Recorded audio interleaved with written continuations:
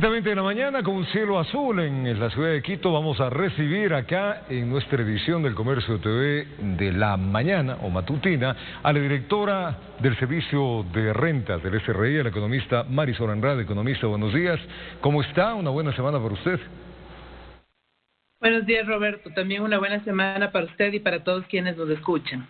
Bueno, economista, partamos de que la Corte Constitucional pues dio paso a la recaudación anticipada del impuesto a la renta con cargo al 2020. Evidentemente hay que preguntarle a usted, como máxima representante de recaudación del país, ¿qué alcances tiene esto y cuánto se prevé recaudar? Efectivamente, Roberto, la semana anterior, el día viernes, pues la Corte Constitucional emitió su dictamen favorable al decreto de la recaudación anticipada. Y como corresponde, pues el Servicio de Rentas Internas es el encargado de ejecutar el cumplimiento estricto de ese decreto. ¿A qué nos referimos? Precisamente, pues ese decreto dispone que aquellos grandes contribuyentes, ¿quiénes son los grandes contribuyentes? Aquellos que han tenido ingresos superiores a los $5 millones en el ejercicio 2019 y que además de tener ese registro de ser grandes contribuyentes, además han tenido una utilidad contable durante el periodo enero-julio del 2020, pues cumpliendo con esa condición deberán pagar el anticipo del impuesto a la renta de acuerdo al decreto, que su fórmula de cálculo básicamente es de esa utilidad contable multiplicarlo por el 85%, de eso multiplicar por el 25% que sería la tarifa y restar al contribuyente las retenciones que le han efectuado.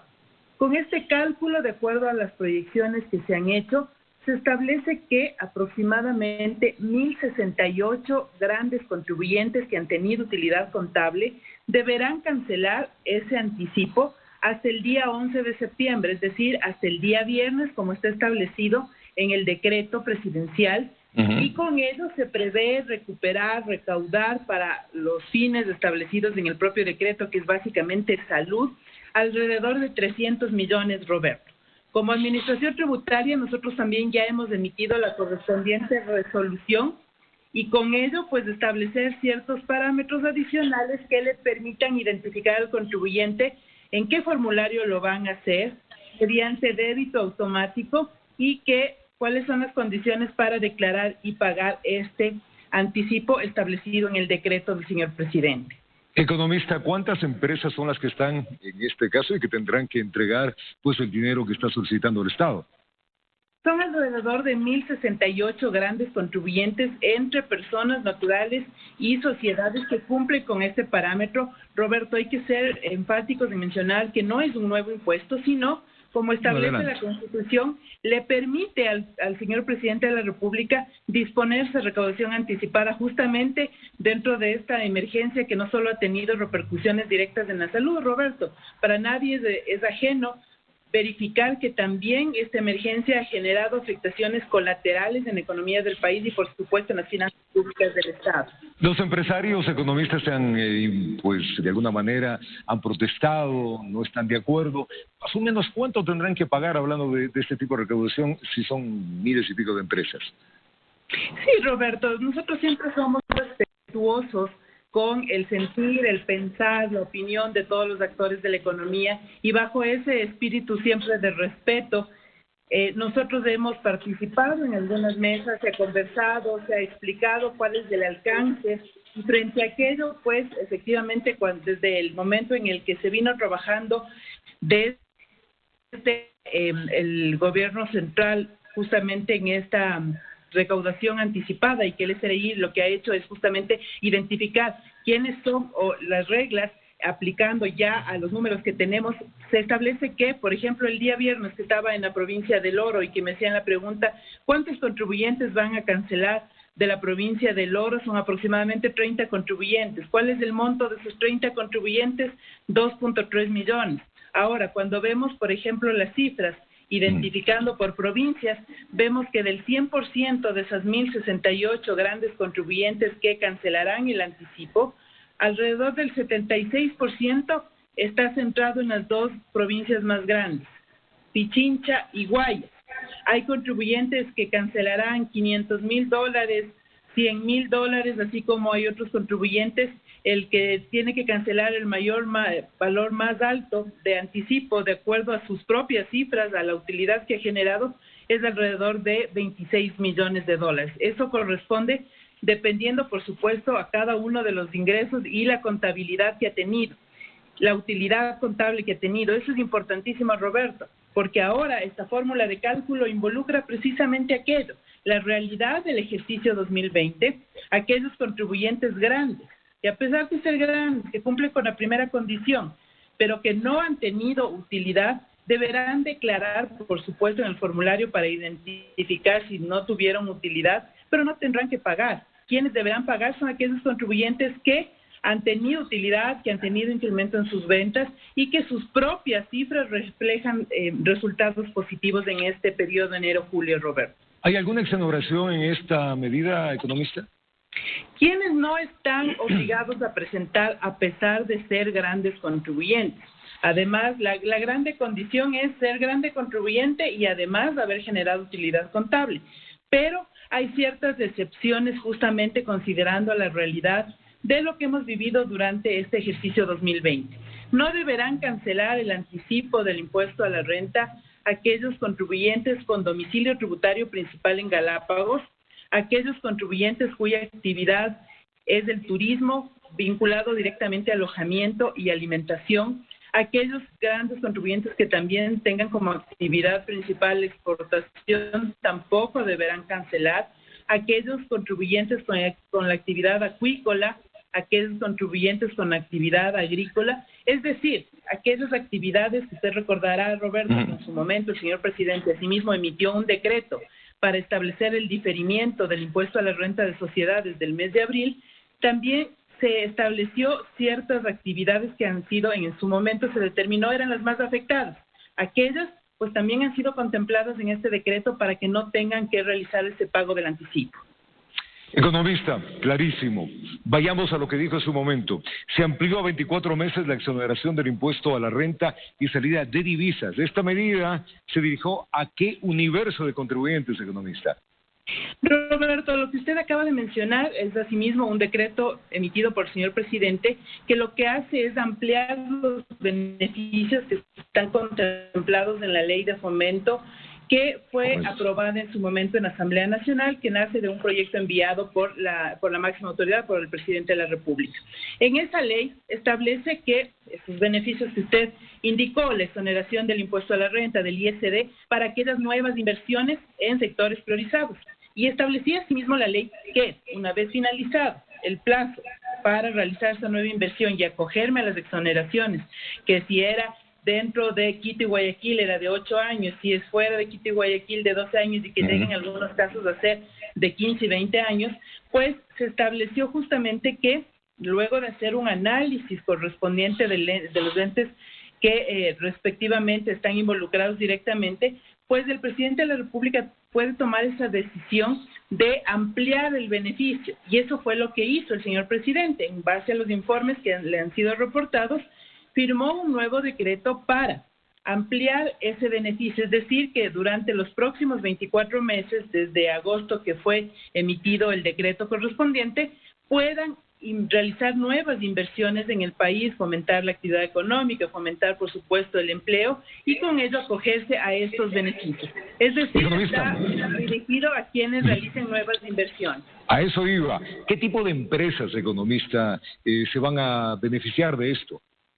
Son todos aquellos contribuyentes que realicen nuevas inversiones, Roberto, y que mencionaba hace un momento, en sectores priorizados y, sobre todo, identificando los plazos si lo realizan dentro de Quito, Guayaquil o lo realizan en otras ciudades, lo realizan, por ejemplo, en frontera. Justamente fue concebido como tal estos artículos dentro de la ley de fomento para apalancar el desarrollo, para apalancar las nuevas inversiones, no solamente en Quito y Guayaquil, sino en todas las otras ciudades, provincias del país, para generar desarrollo, para generar empleo e inversión. Y en el tema de la exoneración de la salida de divisas, economista, ¿cómo está? Bueno, justamente lo que menciona estos beneficios es que para acogerse al mismo, pues deben cumplir ciertos parámetros. Por supuesto, la primera y la más necesaria es que sea una nueva inversión y que pues hayan firmado los contratos de inversión. Ustedes saben, pues aquí hay un conjunto de instituciones como el Ministerio de la Producción, por ejemplo, que está directamente relacionado, que viene haciendo el acompañamiento a los contribuyentes para firmar sus contratos de inversión y que eso también le permita pues realizar o acogerse a ese beneficio del ISD. Así es como se ha venido comportando. Yo recuerdo hace un par de días el ministro de la Producción compartía cifras justamente de la nueva inversión que se ha ejecutado en el país, de los contratos de inversión firmados y los que están por firmar en lo que resta del año 2020 y el próximo año 2021. Y con ello, pues, también que se puedan acoger a estos beneficios que establece la ley de fomento y que el señor presidente amplió a 24 meses a través de un decreto presidencial. Economista, cambiemos el tema y hay algo que les preocupa a la ciudadanía, es que desde este 16 de septiembre se pagan nuevos impuestos a los servicios que uno adquiere a través de el Internet, a través de pues medios digitales. ¿Cómo se los va a cobrar? ¿Qué es lo que tiene que saber la población de esto? Roberto, asimismo, en la ley de simplificación que fue aprobada en el mes de diciembre se establece la formalización del IVA en los servicios digitales. ¿Y por qué digo la formalización? Porque es un servicio que grava un impuesto al valor agregado y que lo que se hizo en la ley de simplificación que fue aprobada es justamente formalizar el pago de ese impuesto. Básicamente yo quisiera compartirles un ejemplo simple. ¿Qué pasa si es que yo realizo la compra de un bien a través de una plataforma digital? En ese caso, porque escuchaba y había algunas inquietudes que decían, pero entonces me van a gravar el IVA sobre toda la factura. No, no es así. En el caso, por ejemplo, que acabo de dar, no voy a dar nombres de las plataformas, pero si compro un bien a través de una plataforma digital, a través de generándose este servicio digital, lo que voy a cancelar es el IVA sobre la comisión de esa plataforma. Ya el bien, sea que esté grabado con 0 o con 12, pues eso es una situación aparte. Lo que grava justamente es el IVA a los servicios digitales. Hay ciertos parámetros que están incluidos dentro del reglamento a la ley de simplificación, en donde se establece qué estará grabado con 0, qué está con 12. Básicamente, pues también hemos ya emitido la resolución correspondiente en donde se establece algunos lineamientos generales para la aplicación y el cobro de esta tarifa. Se lo hará de acuerdo a la realidad que se presente, aquellas plataformas que se hayan inscrito dentro del servicio de rentas, aquellas que no, se lo hará a través de los emisores de tarjeta de crédito, en otros se hará directamente, será una declaración trimestral. Es decir, Roberto, hay ciertas circunstancias que están alrededor de esta formalización del IVA a los servicios digitales que empezará a regir, como usted bien mencionaba, a partir del 16 de septiembre y que establece también, por ejemplo, que el Servicio de Rentas Internas publicará un listado de las plataformas digitales en la página web y que será actualizado conforme vayamos teniendo diferencias. ¿A qué me refiero? A las inscripciones de las plataformas dentro de nuestras bases y con ello seguir avanzando. Básicamente, como le digo, Roberto, es tener en mente también que es una formalización, no es crear un nuevo impuesto. El impuesto está ahí, el IVA consta dentro de la legislación ecuatoriana. Lo que se ha hecho a través de la ley de simplificación es formalizar ese IVA en los servicios digitales que se ha venido realizando durante todo este tiempo, no solo en el Ecuador, sino en el mundo. Economista, ¿y cómo hacemos los ciudadanos para pedirles factura? Porque hay algunas empresas que no necesariamente tienen representantes en el Ecuador, sino que los contratan en el exterior. Y claro, al pagar ya el IVA, pues nos sirve también como un crédito para los ciudadanos. ¿A quién pedimos la factura? Bueno, hay que revisar cada uno de los casos en los cuales efectivamente pues sí les sirva como crédito tributario, como usted menciona, pero básicamente es hacia allá vamos, Roberto. Sin duda. Es un trabajo en conjunto con el ciudadano, con el contribuyente, de generar la denuncia. En este momento, pues nosotros tenemos cifras de cómo el ciudadano ha sido un veedor de la administración tributaria justamente realizando las denuncias y este es un nuevo campo que se nos abre, justamente el ciudadano en identificar, estoy adquiriendo este servicio digital y no me está emitiendo factura. Ahí están nuestras redes sociales que lo atendemos diariamente, todas las inquietudes, las observaciones que realizan y también nuestra página web. A través de nuestro portal, pues nosotros recibimos denuncias de los ciudadanos y como usted mencionaba en este caso, Roberto, ¿por qué no? Hacer esa denuncia para nosotros intervenir de manera inmediata y generar esa emisión correcta, oportuna de la factura, y de esa manera pues vamos haciéndole bien al país, generando denuncia también desde el lado del consumidor. ¿Cuánto se planea recaudar en estos nuevos servicios, economista? En lo que resta del año se espera recaudar aproximadamente $5 millones. El próximo año, pues obviamente ya al ser todo un ejercicio fiscal que estará comprendido por 12 meses en donde regirá a este valor, pues se espera que sea un valor mucho mayor al que acabo de dar, y justamente esto vendrá de la mano de el trabajo de la administración tributaria y del trabajo también del contribuyente, del ciudadano, en generar esas alertas en aquellos casos en los cuales no se esté realizando la facturación correspondiente, y con ello generar los recursos que necesita el país. Muy bien, economista, muchísimas gracias por atendernos. Espero que la semana sea fructífera y bueno, ya nos comentará los alcances de todas estas nuevas medidas que tanto beneficio, pero sobre todo tanto dinero necesitamos ahora en estas épocas de pandemia para justamente seguir adelante en esto. Economista, un buen día para usted. Gracias, Roberto. Igualmente para usted y para todos quienes nos escuchan. Que sea una bendecida semana. Propio para usted. Economista Marisol Andrade, directora del Servicio de Rentas Internas, hablando de estos temas importantes para la comunidad. Tipo una pausa, nosotros ya venimos.